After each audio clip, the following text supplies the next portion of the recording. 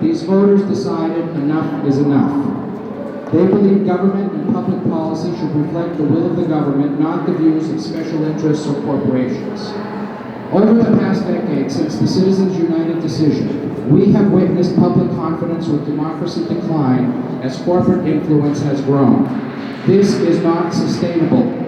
Democracy cannot persist, let alone flourish, when average citizens feel as disenfranchised and disempowered as they do today. At a time when Americans disagree about so much, citizens are united about Citizens United. They don't like it. More than 3 in 5 Americans opposed the ruling in an August 2017 survey by the Center for Public Integrity.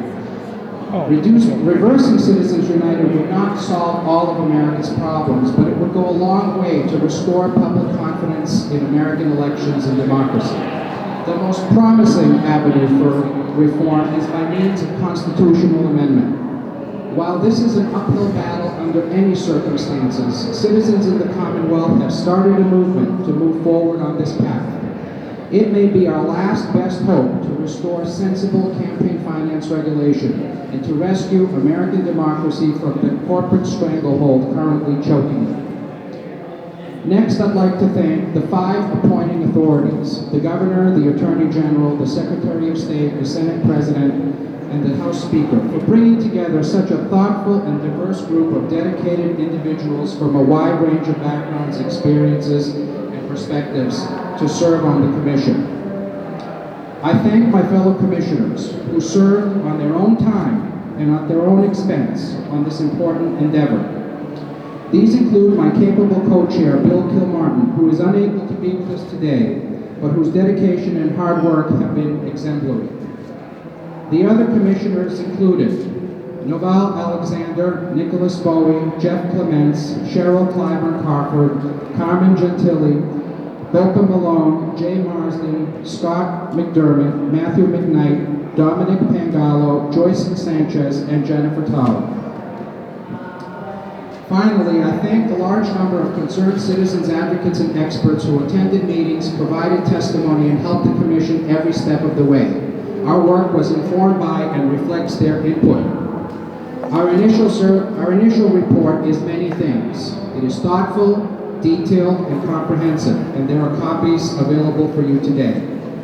It is a solid first step to address the complex and complicated issues of campaign finance reform via constitutional amendment. But it is not complete. The Commission has weighed in on many aspects of this problem and the ways forward, but there is more to be done. Our plan is to complete this work in the next 6 months and to issue a final report by June 30th, 2020. So while the Commission's work remains ongoing, our first report achieves clarity on several matters in accordance with the mandate established by voters. First, we affirm the need for Congress and the states to have the ability to regulate campaign finance. Our report documents the meteoric rise in campaign spending nationally and in our state over the past decade and demonstrates that more and more money is coming from a tiny, shrinking, and unrepresentative sliver of the electorate. Second, we affirm the notion that corporations and other artificial entities do not possess inalienable constitutional rights that human beings possess. At the same time, our work forced us to recognize there are serious implications to addressing this issue too broadly in an amendment, so we recommend further study and deliberation to avoid unwanted, unintended consequences. Third, we recommend a multi-pronged approach to pursuing a constitutional amendment that includes working through Congress, supporting a limited-purpose Article 5 convention, and investing in other creative ways to build support across the country.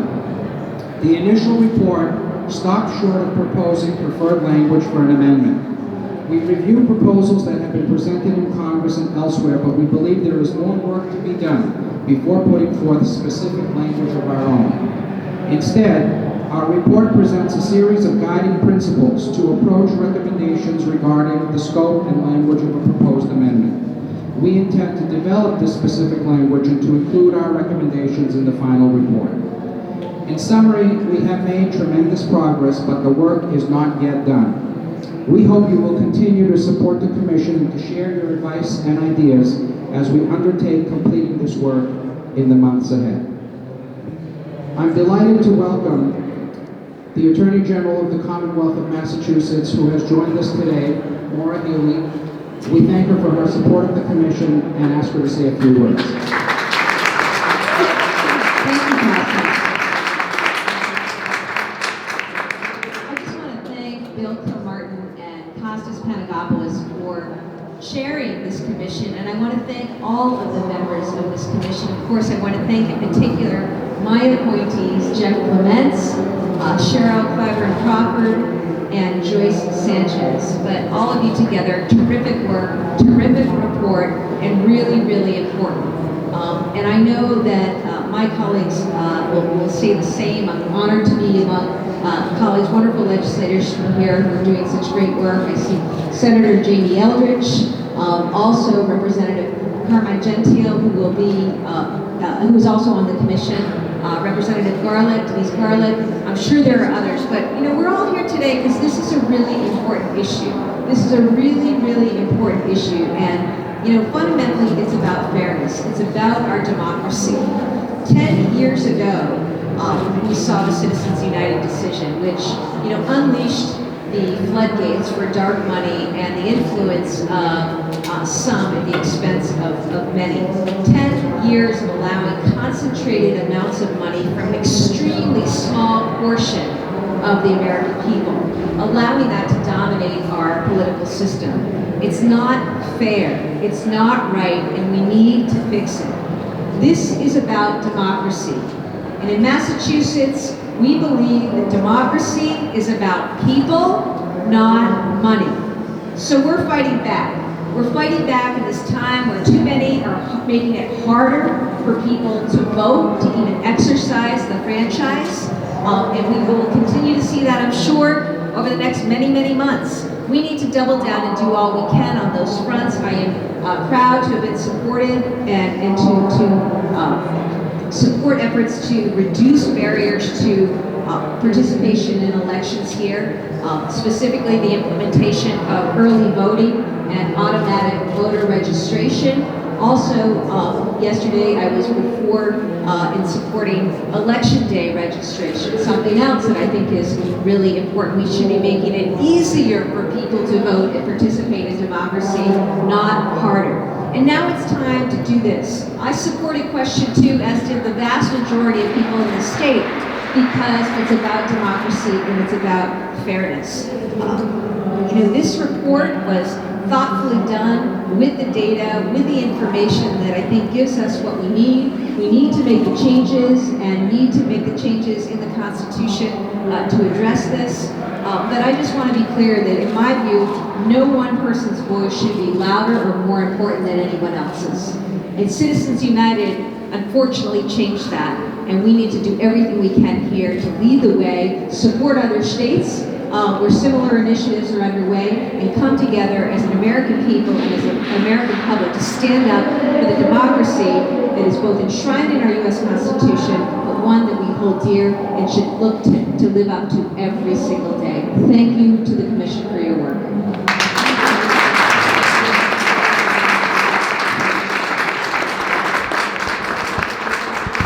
Thank you very much. I'd like to now ask Jeff Clements, one of the key members of the Commission and President of American Promise, to say a few words. Thank you, Justice. Thank you so much to our chair, and thank you, Attorney General Healey. It's a great privilege to be here and to follow Attorney General Healey, with whom I worked at the Attorney General's office, and know how much she supports this effort, so thank you. I just want to add a couple of comments about the Commission and give some national context for our work here in Massachusetts. This is truly a citizen-driven effort, not just on the Commission, but the many, many people who came out to the hearings that we held around the Commonwealth. Some of the folks I'm seeing here today who were there in every single meeting, determined to help and serve their fellow citizens to make this amendment a success that we will pass and ratify to ensure that the people of America, not the donor class, have the strongest voice in our republic. So thanks to all the citizens, not only passed this ballot initiative by a large margin, who collected signatures to put it on the ballot. We had 1,000 volunteers all over the Commonwealth, and the citizens who served on the commission. And I'd ask all the citizens of the Commonwealth to continue to stay involved. If you haven't been involved yet, read the report and give us your feedback. We are still at work. We need all Americans to weigh in and make sure that we get this right. And when we get this right and ratify this amendment, things will be much better. Not just because the amendment will allow reasonable limits on the power of concentrated money in our political system, but because it will give Americans a voice in our political system and have a real civic renewal as we work together across partisan lines to ratify the amendment and learn to listen to each other and to govern together again, as we are blessed to do in this country. And so the way that'll work is we'll have some limits on money. You know, the commission found that the money in the political system that drives elections is not just a lot. Read the report. It's incredible how concentrated the money is. Most of it comes from far less than 1% of the American people. Most Americans don't make any contributions, let alone the thousands or millions of dollars that's now come in. And so Americans are losing faith and losing their voice. We heard testimony repeatedly from people across Massachusetts saying, I feel like I have tape over my mouth, I have no voice. So this is a free speech issue. We need all Americans to have free speech, and that's what this amendment will do. We'll start solving problems in this country again, we'll govern together, and we'll still have plenty of debate, more speech, more debate, more voices, more choices. That's what this amendment can do. So thank you so much. Stay involved with the commission. We'll be continuing our work. And the national context is Massachusetts is one of 20 states now that have formally called for this constitutional amendment. The 72% yes vote in Massachusetts that established this commission and the policy in favor of this constitutional amendment was similar to votes in Montana, 75%, Colorado, 75%, and the great consensus that you see in polling, and any time Americans get to have a voice on this issue, you see towns like Janesville, Wisconsin, 84% yes for this amendment. This is something that knows no partisan divide in the American people, and we need to make sure that Congress starts reflecting that. So thank you again. We'll be happy to provide additional information about the constitutional amendment work around the country and the Commission's next steps. So Costas, our chair, I'll turn it back to you. Thanks, everybody. Thank you, Jeff. I'm actually going to turn things back over momentarily to the Attorney General, so she'll be back up for a couple of minutes.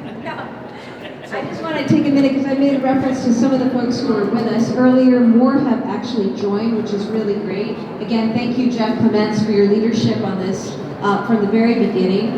But in addition to, and first of all, I wanted to correct you. It's Denise Crow. Denise Crow looks wonderful, but of course, where's Denise? There you are. Okay. Denise Provo is here, of course. We are joined also. Representative Michelle Chicolo is here. Representative Dylan Fernandez, Representative Jim Hopkins, Representative Chris Hendricks, Representative Ryan Ash, and I'm sure more will join, but the point is we've got a lot of really committed, wonderful legislators who, in solidarity with the people of the state, are ready to act and take this on, and I thank them all. And now we want to bring back our friend and your commissioner, Representative Carmen Gentili.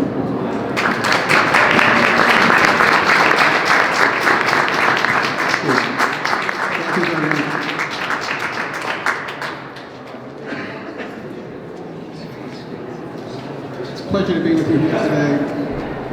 You know, early in the last century, we made a mistake with prohibition, and it only took 10 years to rectify that mistake.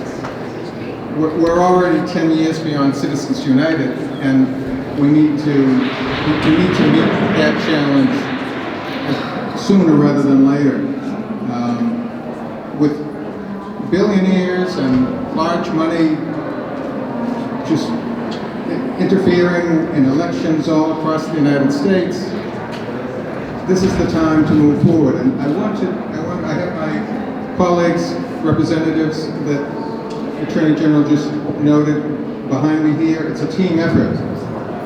And also, I want to thank Senator Eldridge, which will have a word with you in just a moment. Senator Eldridge and I, we have companion bills in the House and the Senate, House 3208, Senate 2163, resolutions for a United States constitutional amendment, and a limited amendment proposed in convention.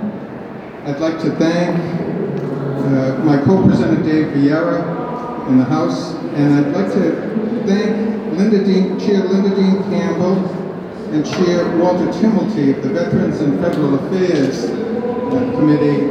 I understand that they will be polling their members in the very near future with a recommendation that both bills be passed favorably.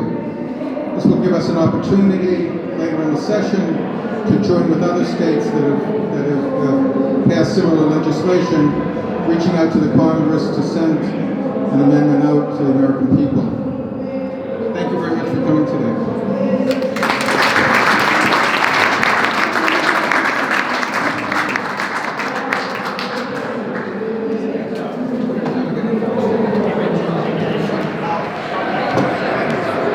I'm pleased to welcome Senator Eldridge to say a few words.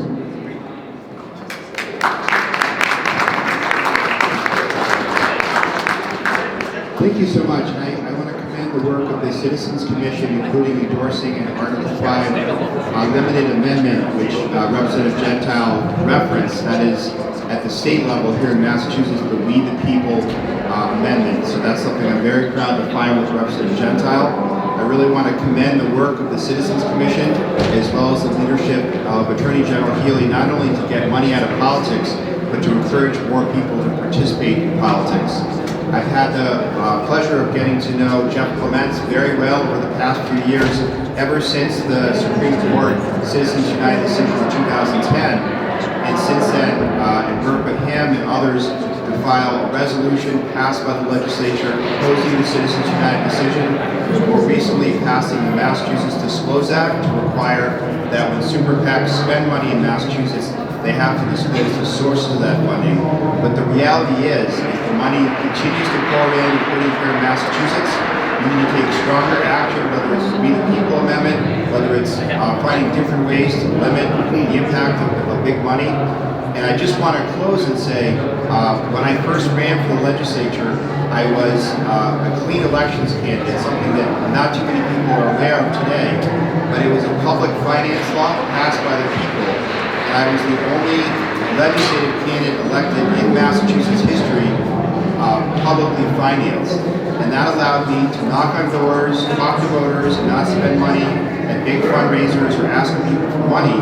And it really had a dramatic impact on my focus as an elected official once I was elected to serve. So seeing directly the impact of getting big money out of politics, I've seen that directly. Has a very positive impact, so we need to continue to fight back against the Citizens United decision.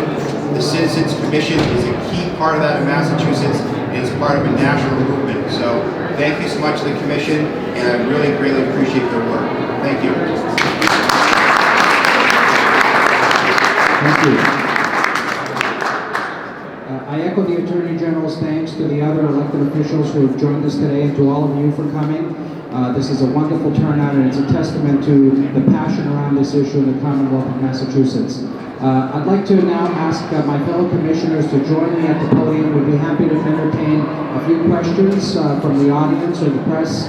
But I'll start by repeating what Jeff Clements recommended, which is read the report. It's perfect. And the next one will be perfect too. So with that, let's take some questions. How do you get to actual, what's the steps and keys that you take to actually get language, not just here, but nationally? Are other states, you guys are trying to get language, that's not what other states are, right? Well, there are other states undertaking similar efforts, and there are also similar efforts underway in Congress and in other legislative bodies across the country that have proposed specific language. In the report, we review many of these, and we talk about the pluses and minuses of many of these proposals. it was the sense of the commission that there was not consensus on specific language at this point. In part because the issues are complicated and because we want to put forth language that is going to have broad appeal and cover all of the key points that we wanted to cover. So it is our sense that it's best to wait a bit longer as we continue to get testimony and conduct research that will bring us closer to specific language that we will recommend between now and June. But I'll let the other commissioners weigh. Thanks. So to your specific question, what is the process to get there? A constitutional amendment is proposed either by 2/3 of Congress or by a convention called by 2/3 of the states. Once the amendment is proposed, that has to be the same language, and there are several well-written proposals already being debated in Congress with support. After it's proposed, either by a convention or by Congress, then it's ratified by 3/4 of the states. That's 38 states. So that's the process. We're in a very normal phase of constitutional amendments, all 27 amendments, from the Bill of Rights to 18, 19, 20-year-olds voting, has gone through the same process of debating and getting the language right, and then all have passed 2/3 of Congress, and sometimes the convention push has helped get Congress off the dime. So we anticipate that's happening here. We're well situated with where we need to be timing-wise, and over the next 6 months, I think the Commission will continue to refine the actual words we would recommend, and that will become part of the debate. It's the First Amendment in the digital age, and there's no reason why all Americans can't weigh in about what the words say. So this would be one proposal out of, in terms of the actual language, out of the number of proposals that you envision at some point getting hashed out into one proposal. Yeah, it's like any complicated issue. There's, everyone has a view. Right now, there's about 10 different amendment proposals in Congress on this issue alone, as well as others.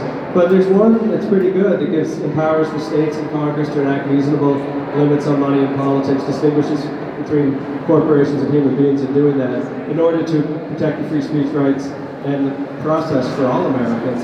That's got over 200 sponsors in the House and 47 sponsors in the Senate. So it's happening, it's real, and we will, obviously try to not create perfect language. It's not up to us. What we can do is help find the consensus language that's effective, that avoids unintended consequences, gets the job done, and can command the kind of super majority support that amendments need.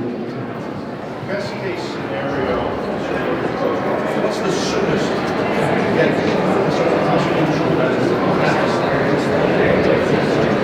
So an American Promise, put my American Promise hat on instead of my commissioner hat. At American Promise, we're working on a 10-year game plan. We launched January 1, 2016. We anticipate that this will be ratified by July 4th, 2026, the nation's 250th anniversary of independence.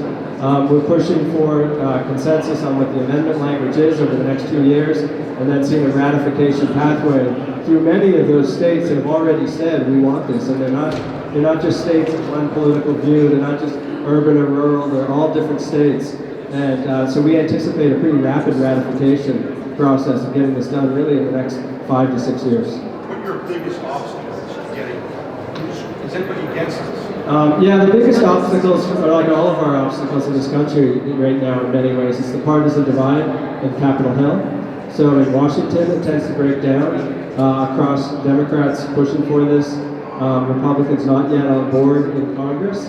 But if you go back to the states, you see a lot of Republican, independent, and Democratic support. It's a real consensus issue. So the challenge is we're fixing a broken system through a broken system. And so that is always the way it is with amendments, that you're trying to do something new that's much better, but your reason you have to do it is because there's some real big hurdles. And so I think the biggest obstacle ultimately is in us, all of us as Americans. Do we believe we can do this or not? And if we believe and we all act, if the 80% that support this act like it and mean it, we'll do it. So we have to overcome our own sense of hopelessness in this political environment. And we think that's what we're seeing, and that's what this commission is so important. And the other state work is the people are actually taking it into our hands in a responsible, effective way, without sort of, complaining about the problem, just getting out there and trying to solve it. How has Massachusetts as a state benefited affected by money politics compared to the other 49 states? Are we in the middle of the pack? Are we more disproportionately affected? Go ahead. I guess I have that one too. And I think because this commission knows a lot about Massachusetts, but you're asking for you're asking for a comparison. How do we compare with other states? So we have a lot of money in the state with the pouring in for our elections. State, federal, and ballot initiative. We've seen the money really skyrocket in the last decade in Massachusetts. We think it does affect all of our issues, whether it's spending and debt to opioids to other issues. It's just hard to tackle problems here as elsewhere. I think in some ways we have not seen it as bad as other states. The commission, one thing we do see is a concentration. So the report refers to how much of the money actually comes from relatively few sources in Massachusetts and outside the state, but also the Boston metropolitan area overwhelmingly dominates political spending compared to the rest of the Commonwealth, and that's of interest, I think. But, we haven't had what New Hampshire had in 2016, a $130 million Senate race. That could easily happen in Massachusetts.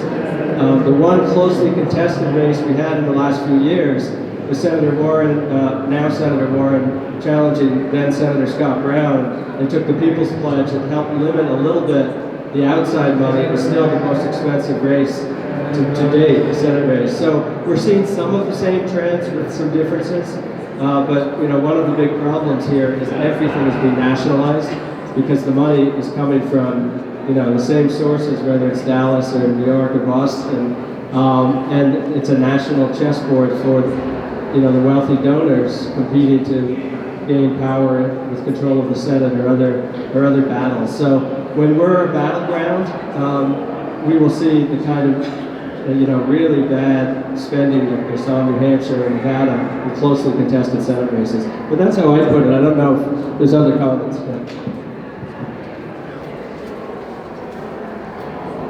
Any other questions? Yes. You mentioned at the beginning that you had some concerns about unintended consequences with the amendment. Was that around the question of their corporations and their rights? Did you speak a little bit to that, what you were finding there? Yes, I think that's mainly true, although we are concerned about unintended consequences across the board, so we're trying to be as deliberate and thoughtful with our recommendations as possible. But it is especially around this thorny legal question of corporations and their rights. There's a long history of court cases that we have reviewed. There's a discussion in the report about the existing limitations on our ability to regulate corporations, but there are also things that the Commission has been mindful of, in part because they've been raised by commissioners with expertise in this area. We don't want to fix something and break something else, right? So we don't want, in our effort to impose restrictions on corporate rights, to remove rights from other types of similar associations, churches and unions and things like that, that might prevent them from having access to rights like freedom of association and other things that might be implicated by our recommendations. So that is one of the key issues that we will grapple with over the next few months, and we will reach consensus on it, but it turned out to be something that the Commission was very sensitive about and very thoughtful about how serious we are in making sure that whatever we recommend and whatever we propose does not cause harmful unintended consequences. Add to that, Jeff? Yeah. So with that, let me just thank you once again for coming. Please stay tuned for our next report, and keep us apprised of developments, ideas, or advice on your end. We're very, very grateful. And again, I just want to thank my fellow commissioners for their hard work on this important issue. Thank you.